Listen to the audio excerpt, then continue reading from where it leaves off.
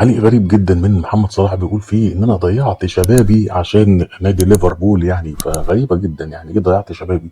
ناس كتير جدا قالت ان محمد صلاح بيقول تصريح غير موفق خالص، يعني ضيعت شبابك ببلاش.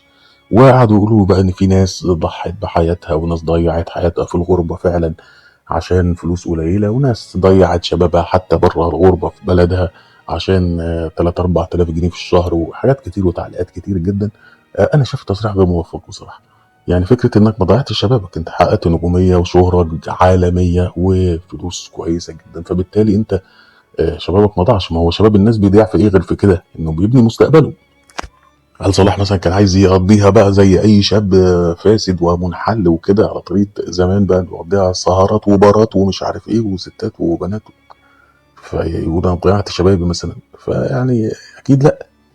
شباب محمد صلاح ما ضاعش خالص. يعني في ناس قالوا له ان انت كده تمام جدا، حققت نجوميه وحققت شهره وكل حاجه بيتمناها اي شاب في الدنيا واكتر كمان.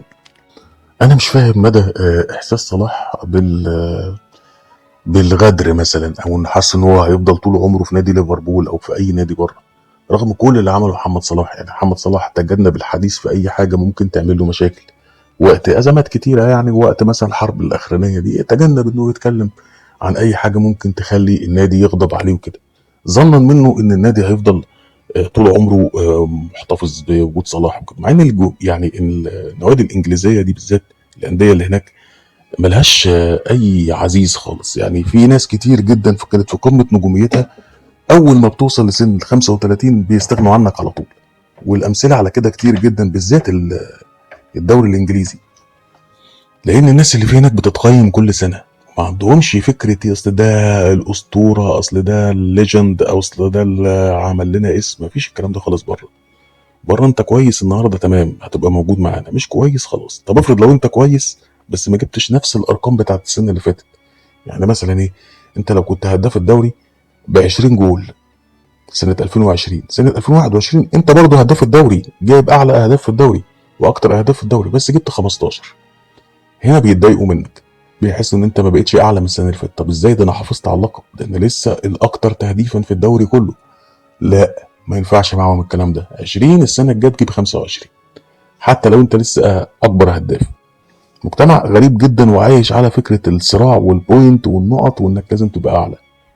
صلاح رغم كل التضحيات اللي عملها وفكره انه يسيب الناس تنتقده والكلام ده، بس المهم ان هو ما يخسرش اي حاجه خالص. الفتره اللي فاتت حسسته ان هو هيفضل مدى الحياه في نادي ليفربول، وده اكيد كان تفكير غلط. وجه الوقت اللي النادي يتخلى فيه عنه، يعني من غير ما يحسوا باي مشكله من ناحيه فقد لعيب زي صلاح. لا لا، هو جه كان فيه قبلك وكان فيه بعدك وهيبقى فيه بعدك.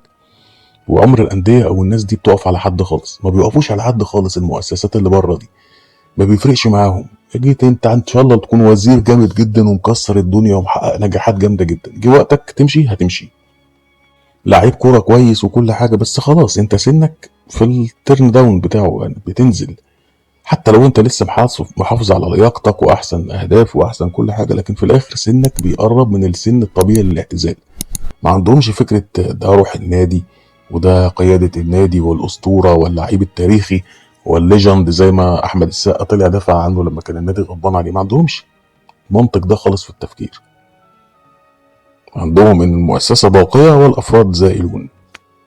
ما تنساش تشترك في القناه وتفعل الجرس وديسلايك لو الفيديو عجبك، وانتظرنا في الحلقه الجايه.